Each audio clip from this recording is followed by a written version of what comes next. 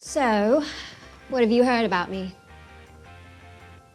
Oh, not much. Come on. Welcome to MsMojo, and today we're counting down our picks for the top 20 underappreciated actors. Dude, I was so jealous when I heard your voice. I was like, that's what I want to do. For this list, we'll be looking at the best film and television stars who we feel need more recognition. Which of these oft-forgotten celebrities is your favourite? Let us know in the comments.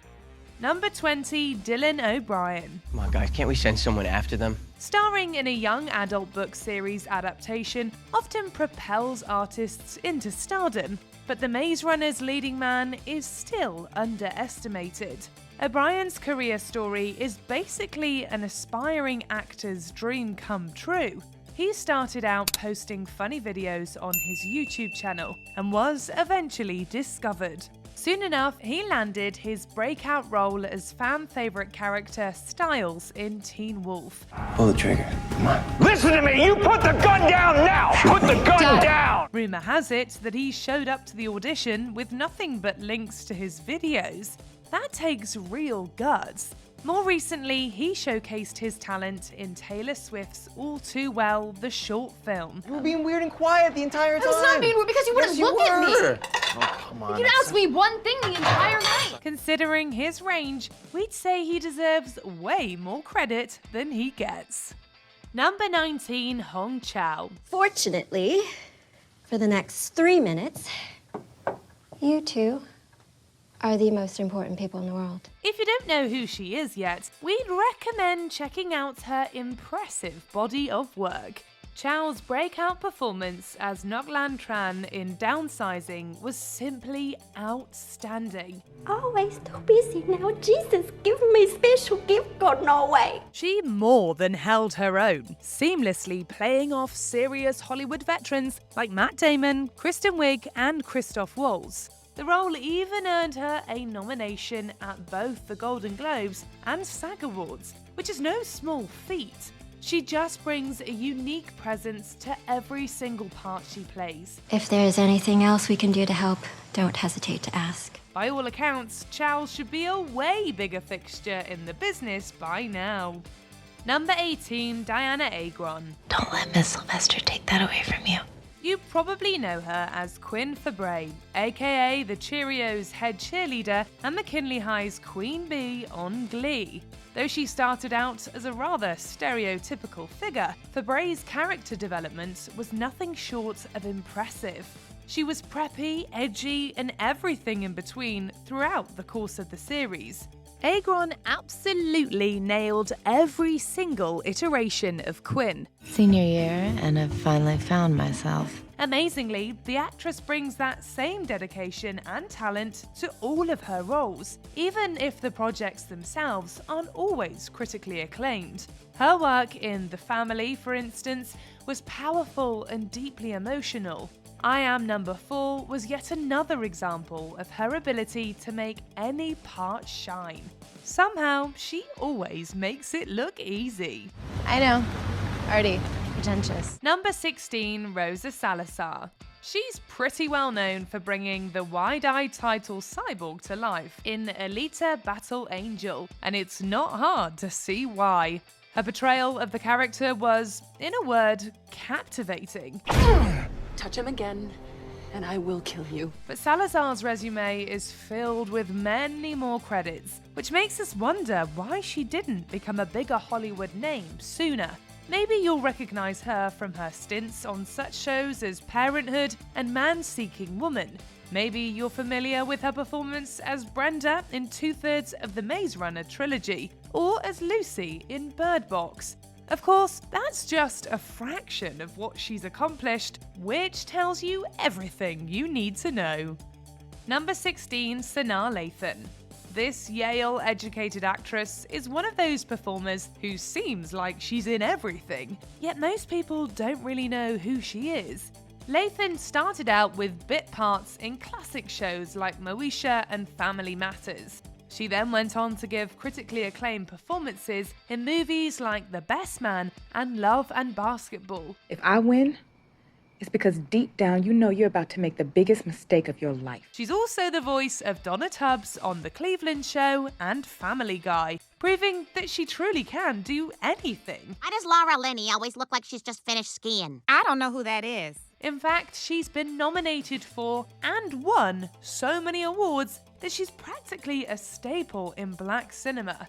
Still, despite her extreme talent and diverse body of work, she's flown under the mainstream radar. Hopefully that changes soon though, because Sanaa Lathan is a name everyone should know. Yeah. Whatever, man. Number 15, John Lithgow. He's been in the industry for decades. 90s kids probably know him best as the voice of Lord Farquaad in Shrek. Some of you may die, but it's a sacrifice I am willing to make. Older audiences, on the other hand, might remember him as the strict Reverend Shaw Moore in Footloose. Thank you for,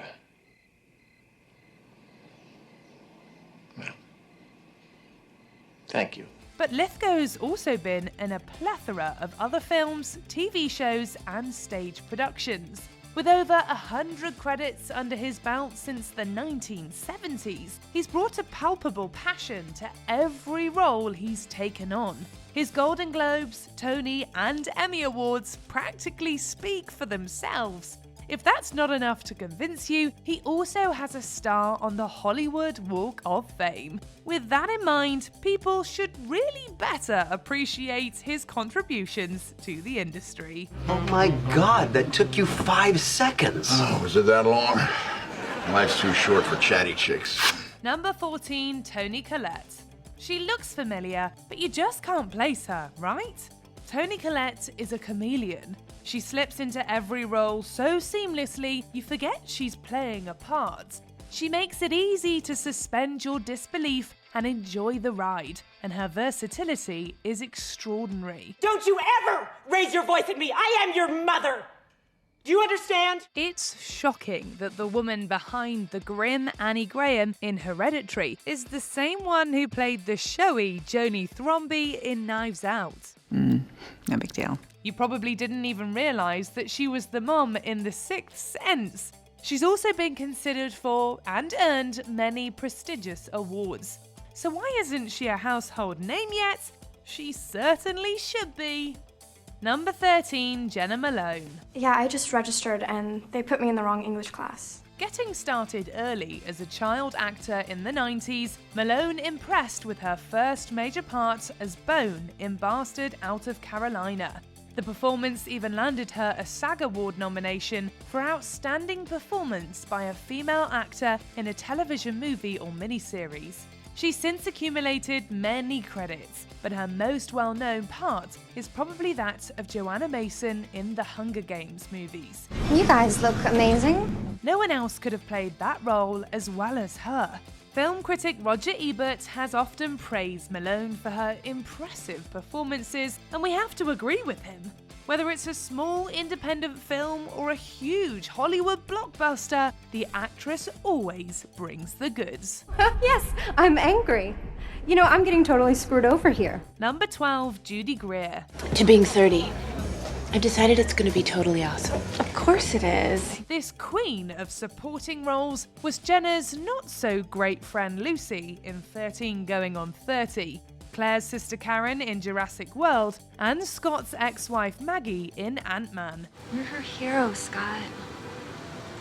Just be the person that she already thinks you are. She's also appeared in bit parts and guest spots on several different TV shows. But if you've seen her performing as Karen in the Halloween movies, then you know that she has what it takes to be a leading lady. I've been preparing for this for a long time. You want him to come here. Greer's impressive resume spans more genres than most folk realise, and she's able to make even secondary characters memorable. Needless to say, the time has come for her to step into the spotlight. Number 11, Isla Fisher. Get some chairs, why don't you, so somebody can sit down. You've probably mistaken her for Amy Adams at one point or another, but this is a completely different, talented Hollywood redhead, and it's time she got the love she deserves. Though she started racking up credits in the early 90s, the actress became well known in North America when she brought Gloria to life in Wedding Crashers. Ow! Jesus Christ! My father warned me about people like you, Jeremy. And there's another notch on your belt. Her work in the 2005 movie was incredibly well received and won her the MTV Movie Award for Breakthrough Performance. Of course, we can't talk about Fisher without mentioning her portrayal of Rebecca Bloomwood in Confessions of a Shopaholic. Rebecca, you just got a credit card bill of $900. You do not need a scarf. On top of that, her back-to-back performances as Myrtle in The Great Gatsby and Henley in Now You See Me were absolutely stunning. 1, 2, 3. So why aren't we talking about her more? Number 10, Dove Cameron. She may be most famous for her Disney Channel days, but there's a lot more to see from this bright young star. Speaking of the Disney Channel, she won a Daytime Emmy expertly playing twins with very different personalities on Liv and Maddie. And her performance in the Descendants movies was also noteworthy.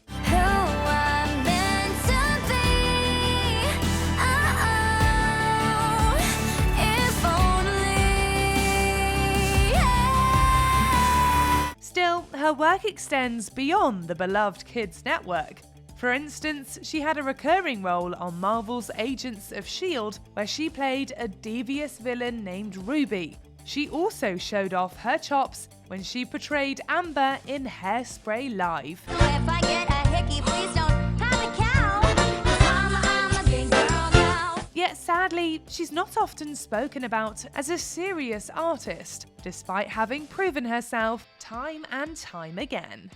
Number 9, Andrew Garfield. He became a big deal when he starred as Peter Parker in the Amazing Spider-Man films. But Garfield started impressing us before that, and has continued doing so ever since, with critically acclaimed performances in numerous projects.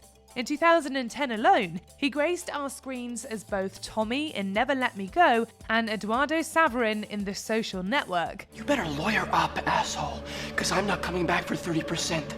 I'm coming back for everything.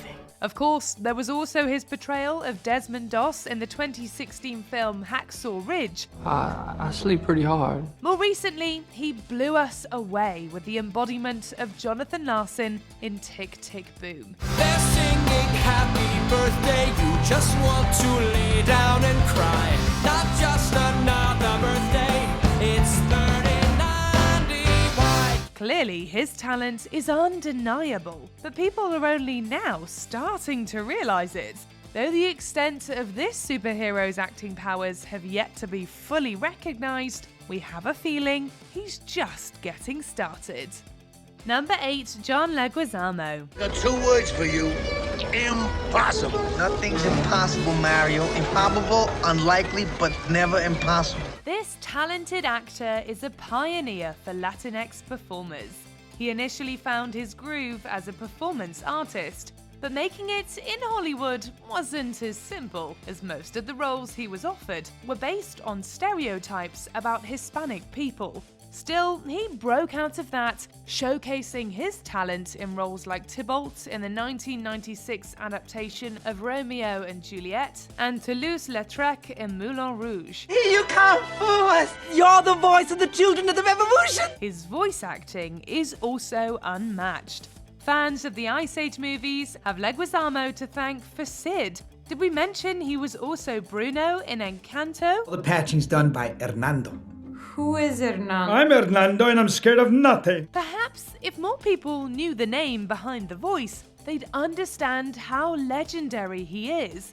Because whether it's on stage or on screen, Leguizamo's performances are always dynamic and memorable. Number 7, Bokeem Woodbine. He's been on the scene for a while now, but you've never really heard about him in the mainstream media. His performance as one of the Vulture's henchmen, Shocker, in Spider-Man Homecoming was epic. Gave you a choice. You chose wrong. And that's only one of many stellar performances. Look no further than his portrayal of David Fathead Newman in Ray to see what we mean. Why do they call me Fathead? Nah, you don't tell. Yet he's never won any of the 4 major awards. His role as fan favourite character Mike Milligan in Fargo did get him an Emmy nomination, but he was ultimately robbed. Woodbine's another in a long list of actors who have starred in over 100 projects. So we can't help but wonder just when his recognition will come. Number 6, Jennifer Coolidge. Are you lost? Most millennials probably still think of Stifler's mom from the American Pie movies when they see this talented character actress on screen. Nobody can play a comedic role quite like Jennifer Coolidge. Her portrayal of Paulette Bonafonte in the Legally Blonde movies is still referenced today because that's just how hilarious it was. I'm taking the dog, dumbass. She also did a wonderful job bringing the evil but iconic stepmother Fiona to life in Hilary Duff's A Cinderella Story. You don't look upset. Oh, it's the Botox. I can't show emotion for another hour and a half. And that's saying nothing of how she brought the irreverent Sophie Kaczynski to life in Two Broke Girls. Coolidge is always laugh-out-loud funny and brings an unparalleled charm to every role. So while people may not initially picture her when they think of top-tier comedic actresses, they definitely should. Number 5, John C. Reilly. Riley's a pretty big name in Hollywood, but we feel he still doesn't have the level of public notoriety he deserves. What? Did we just become best friends? Yup! From goofy comedies like Step Brothers to dramas such as The Aviator and the musical Chicago, he's had a foot in many genres. Cellophane, Mr. Cellophane, should I bend my name, Mr. Cellophane? And no matter what type of role he's taken on, he's delivered. While he's been nominated for many major awards, his only notable win is the 2003 SAG Award for Outstanding Performance by a Cast in a Motion Picture. It's completely unacceptable. He's always a bright spot in whatever film he's in, and his trophy case should reflect that. Iwis won't speak their name, but I call them skull crawlers. Why? Because it sounds neat. Number 4, Kathryn Hahn. Kathryn Hahn can do no wrong. Did you see her in WandaVision? Her work in the series was nothing short of awe-inspiring and provided a glimpse into just how talented she truly is. After all, it takes a lot of skill to pull off a twist like that so seamlessly. He's been messing up everything. It's been Agatha all along. She was also the funniest character in the Bad Moms movies and pretty much steals whatever show she's in. So what you would do is very gently, you would just kind of try to peel it back. Any project is simply better if Hahn's in it, because she consistently delivers compelling and nuanced performances. How is it humanly possible that she hasn't won an Emmy yet? Somebody give this acting phenom all the awards. Number 3, Kevin Kline. I know you wanna leave me, but I refuse to let you go. This Juilliard-trained actor has been around for decades. As of now, he's won an Oscar and 3 Tonys, and has been nominated for 2 Emmys and 5 Golden Globes. Yet you probably didn't recognize him by name, did you? After graduating from Juilliard, the idea emerged for Kline and his fellow students to form an acting company. Needless to say, it was a resounding success. And all these years later, he's accomplished quite a wide array of work, tackling both the stage and screen with ease. He's starred in some big-name movies like Sophie's Choice, The Big Chill, and the one that won him his Oscar, A Fish Called Wanda. What are you gonna do, Archie? Shoot me? Gun me down in cold blood like a dog? Hey! If you want to settle something with me, then why don't you fight me? This industry titan's name should be on everybody's lips by now. Number 2, Haley Steinfeld. Stand up, Tom Chaney. Her first major role as Mattie Ross in True Grit nearly landed her an Academy Award. In fact, that made her one of the youngest actresses to ever be nominated for a Best Actress in Supporting Role Oscar.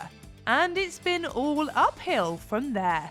She showcased her musical and acting talents in movies like Begin Again and in the Pitch Perfect franchise. Show us what you got.